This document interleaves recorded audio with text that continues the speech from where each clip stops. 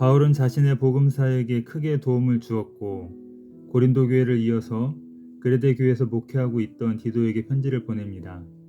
바울이 마케도니아 여행 중에 디모데전서를 기록하고 이어서 디도서를 기록한 것으로 추정됩니다. 디도서는 바울이 디모데전서를 기록한 서기 63년에서 66년경 이후로부터 다시금 체포당해 2차로 로마 감옥에 투옥당하여 순교할 때인 AD 67년 또는 68년경 그 이전인 66년 초에 기록된 것으로 볼 수 있습니다. 디도서는 로마 1차 투옥에서 풀려난 바울이 마케도니아와 아가야 지방을 여행하던 중에 그레데 교회에서 목회하고 있던 믿음의 아들이자 사랑하는 동역자인 디도에게 교회 조직과 질서를 확고히 하기 위한 목회 지침을 주고자 보낸 서신입니다. 그레데는 지중해 상에서 네 번째로 큰 섬으로 소아시아와 유럽을 연결하는 요충지였습니다.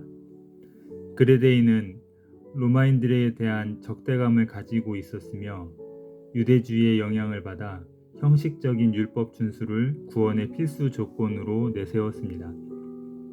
또한 도덕적으로 타락하여 나태와 방종에 빠진 이들이 많았습니다.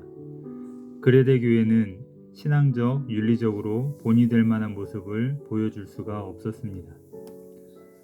바울은 열악한 환경에서 목회하는 디도를 격려하며 거짓 교사들을 척결하고 교회 질서를 바로 세우기 위한 목회 지침을 주고자 디도서를 기록하였습니다. 목회 지침과 함께 성도의 생활 지침, 교회 지도자의 책임과 역할을 교육할 목적을 가지고 있습니다. 바울은 자신의 사도권에 근거하여 축도로서 문안 인사를 합니다. 그는 자신이 받은 전도인의 사명을 밝히면서 디도에게도 동일한 전도인의 사명을 받은 자임을 기억하게 합니다. 바울은 자신이 받은 사도 직분의 본질을 깨닫고 있었습니다. 모든 성도들은 자신이 받은 사명의 본질이 무엇인지를 분명히 깨닫고 삶의 방향을 잡아야 합니다. 바울은 자신을 가리켜 예수 그리스도의 종이라는 표현을 자주 합니다. 디도에게는 하나님의 종이란 용어를 씁니다. 그레데 교회에서 복음을 회방하는 유대인들을 염두에 두고 자신은 구약시대 선지자들의 전통을 이어받은 하나님의 일꾼임을 강조하기 위함이었습니다. 하나님께서 택하신 자들에게 예수 그리스도의 복음을 전할 사명을 받은 것입니다. 히브리적 사고에서 지식은 인격적이고 삶 전체를 통한 삶의 단계까지를 의미합니다. 경건함에 속한 지식이란 바른 진리를 깨달은 자들은 세속에 속하지 않고 물들지도 않고 하나님께서 기뻐하시는 정결한 생활과 선한 행실에 힘써야 한다는 것을 의미합니다. 기독교의 궁극적인 목적은 예수를 믿는 자마다 하나님의 영원한 생명에 동참하게 하는 것입니다. 윤리적이고 도덕적인 가르침을 전하기 전에 생명을 부여하는 종교입니다. 디도는 바울이 힘들고 어려울 때마다 힘이 되어 주었습니다.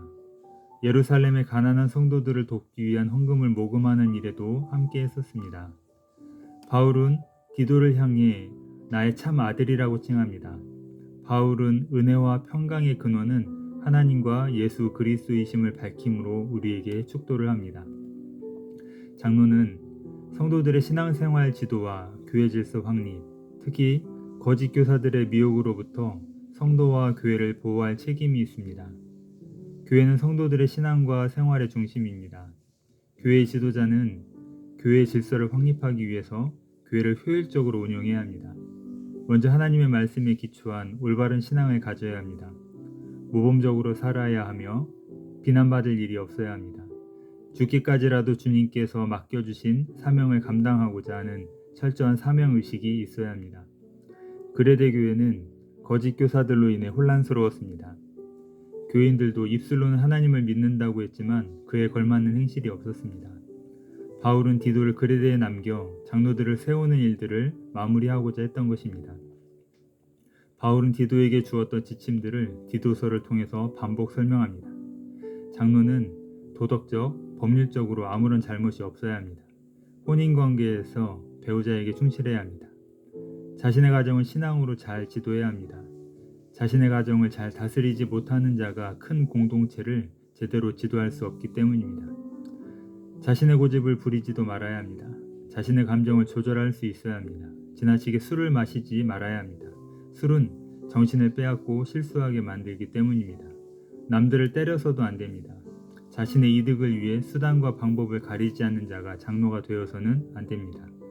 전도를 위해 여행하는 나그네들을 대접하며 선을 행하기를 좋아하며 건전하고 하나님 앞에서 자기의 의무를 잘 수행하고 성령의 인도하심을 받아 자신의 죄성을 억제할 수 있어야 합니다. 성령 충만해야 사랑, 희락, 화평, 오래 참음, 자비, 양선, 충성, 온유, 절제의 열매를 맺을 수 있습니다. 장로는 교회의 거룩한 진리와 전통을 지켜야 하고 성도들에게 본을 보여야 합니다. 감독은 바른 교훈을 사람들에게 권면하여야 하고 정통 교리를 거스려 말하는 이들을 책망해야 합니다. 이것이 주께서 맡기신 양떼들을 잘 돌보고 교회의 질서를 유지하는 방법입니다. 할례당은 그레데 교회를 혼란케 하는 거짓 교사들이었습니다. 이단의 배후에는 악한 영인 사단이 있습니다. 사단은 교회 존립 자체를 파괴하고 성도들을 떠나게 합니다. 그들은 겉으로는 하나님을 시인하며 경건한 척하지만 탐욕의 눈이 멀어 더러운 이익을 탐하였습니다. 이들은 먼저 헛된 말로 사소한 논쟁을 일으켜 사람들을 미혹합니다. 그들은 사람들을 속이고 자기 자신마저도 속입니다. 그들은 오직 믿음으로만 얻을 수 있는 성경의 가르침을 왜곡하여 유대교의 의식과 규례를 준수하라고 주장했습니다. 사람들로부터 명예를 얻거나 보수를 기대하였기 때문입니다. 이단의 가르침은 성도의 믿음과 가정을 파괴하기에 철저히 경계해야 합니다. 그들은 자신의 이익을 위해서 수단과 방법을 가리지 않고 남을 희생시킵니다. 거짓말을 밥 먹듯이 합니다. 당시 유대 율법주의자들은 율법을 준수를 강조했습니다. 영지주의자들은 금욕주의로 혼인이나 음식을 금했습니다. 그러나 정결함은 마음의 문제입니다. 하나님께서 창조하신 것 중에 본래부터 부정한 것은 없기 때문입니다. 이단은 하나님께 버림받은 자들입니다. 그들은 경건의 모양은 있으나 경건의 능력은 부인하는 자들입니다. 이들에게 미혹당하지 않도록 경계해야 합니다. 무조건 사람들에게 친절해서는 안 됩니다.